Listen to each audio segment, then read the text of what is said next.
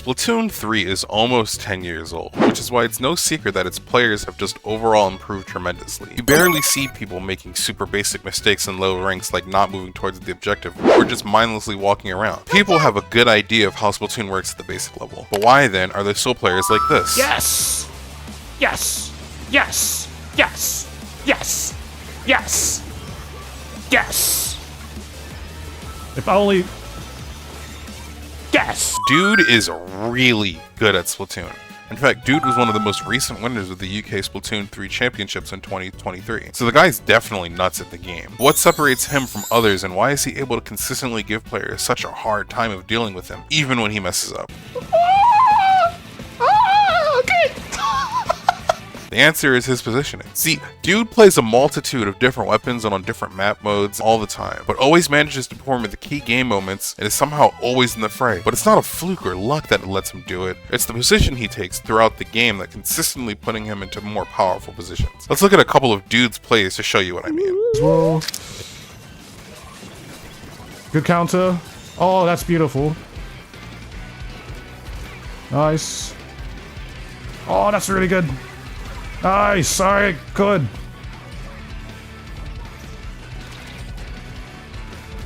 Oh, I got him. Nice. Oh, okay. We had to do a lot to win that one. Here, Dude's team is on the cusp of a loss, and are struggling to hold the zone against the enemy comp. The Dread pops Reef Slider and almost caps zone, but a counter Reef Slider stops it from filling it completely. The game is in a really vulnerable state, and suddenly Dude just pops off and picks 4 of them. But what if I told you it's not a random pop-off, but a calculated positional play that gave him the chance to do this? Let me explain.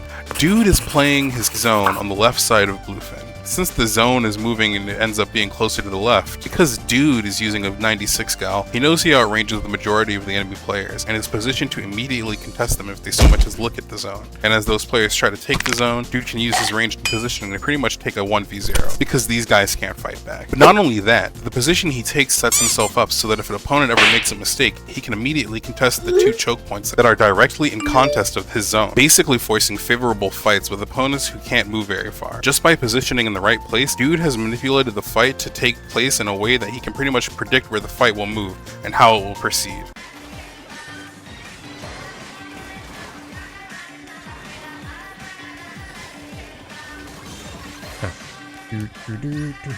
In this example, Dude is actually in a much more favorable game position. The enemy team is on their final push, and Dude has a substantial lead, basically requiring his team to get wiped in order for the opposing team to have a chance. On the surface, Dude's positioning here is actually quite weak. He has low ground compared to his enemies, and isn't directly contesting the objective line. Depending on the weapon he plays, he's completely ignorable based on the enemy's pathing. This isn't the full picture though. The enemy isn't working with full information, and again, Dude is playing a high range, high damage weapon.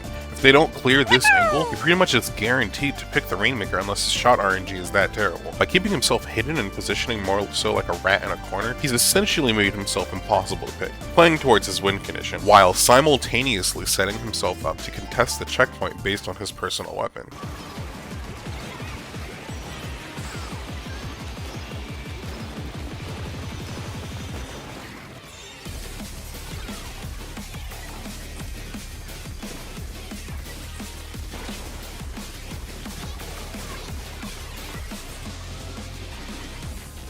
He's getting away! In this last example, you can see Dude is pushing up using his Kraken in front of his Rainmaker, making sure the Rainmaker can get close up. Despite this fact, the Rainmaker ends up going down not once, but twice. However, Dude's positioning, yet again, is carrying him through this engagement, as he continues to pick many of them. And the second an unfavorable fight happens, rather than continuing to stay in his position, he immediately rotates to the 2 people unaware, pushing up quickly and being able to pick another 2. So, I hope these examples help show that by positioning well and positioning effectively and only taking fights in good positions, you can reproduce the gameplay that Dude is having here. Make sure your positioning is on point and you'll climb pretty easily through the ranks. That's all from me. If you liked this video, be sure to give it a like, and if you didn't like this video, well, you suck.